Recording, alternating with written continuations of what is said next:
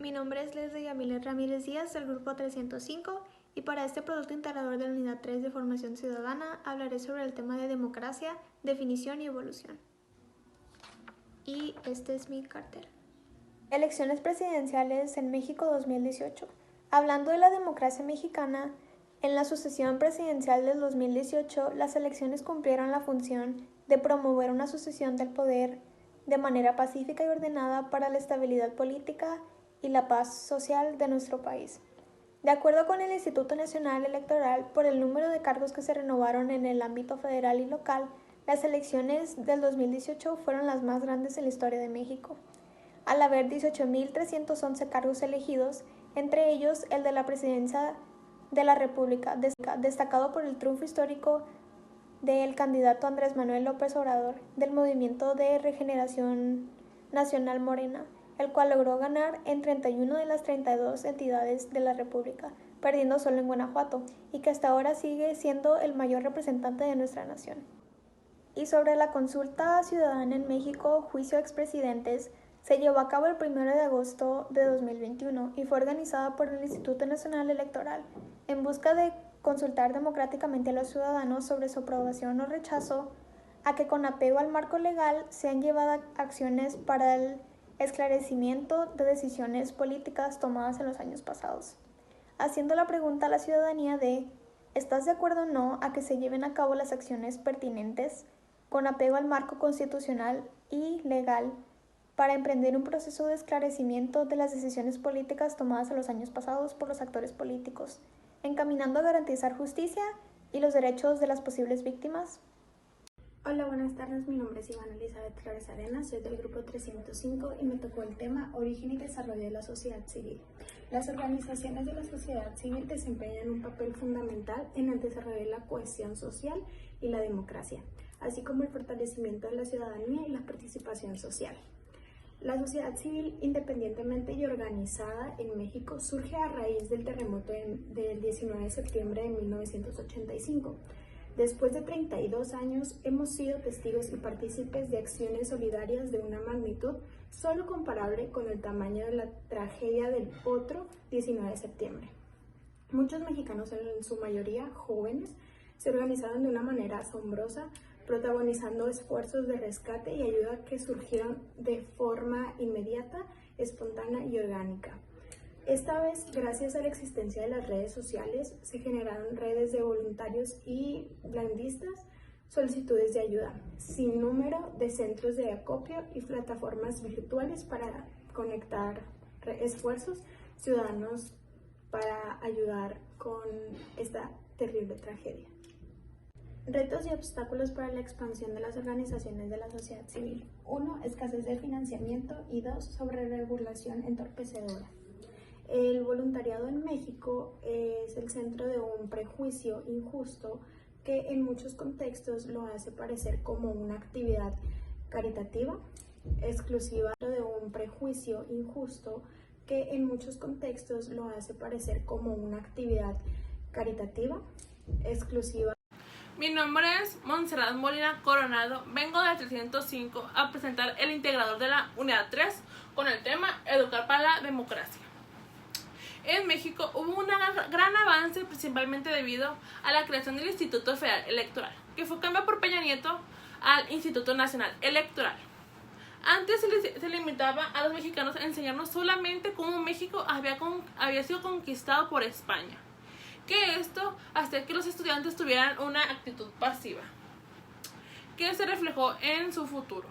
Pero gracias a la modernización que hubo cambios muy grandes en México, no solo en el aspecto electoral, sino que también en cada esfera que compone nuestro sistema social y aspecto educativo, ya que en 1996 se implementó la materia de formación cívica y ética, que esto se vio un gran cambio al ser implementado en nuestros jóvenes de hoy en día, porque ahora tienen más conciencia y responsabilidad.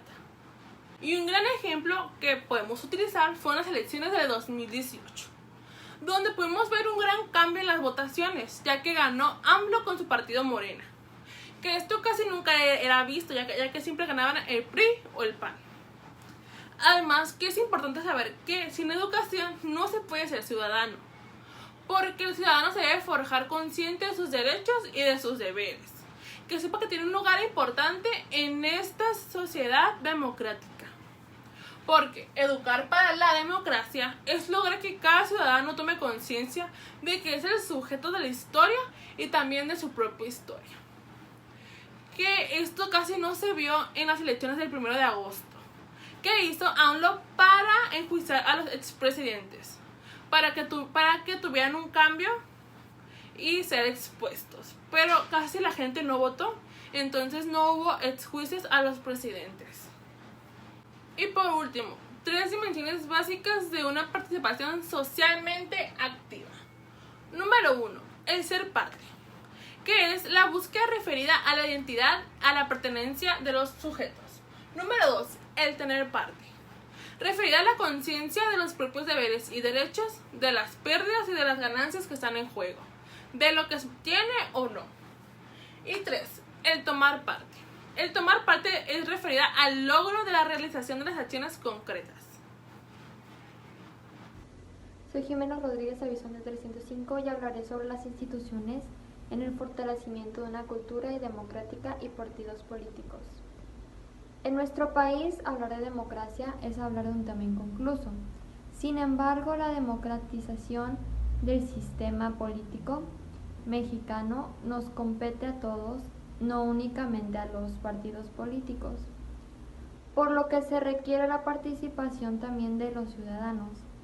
La conciencia ciudadana se construye de 3 elementos. 1. Es el conocimiento de los derechos y obligaciones ciudadanas. 2.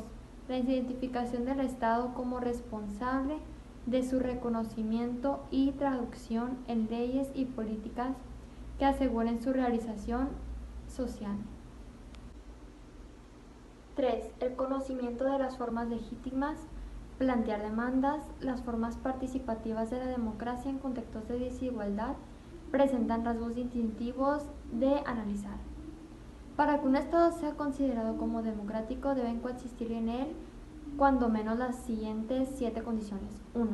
La presencia de alternativas y la competencia de política real. 2. La alternancia en el poder. 3. Instituciones electorales. 4. Instrumentos de participación ciudadana. 5. Instituciones para la rendición de cuentas. 6. Ciudadanos concebidos como agentes. Y por último, 7. La consignación a nivel constitucional de una gama de derechos que abarcan desde los civiles y económicos hasta los sociales.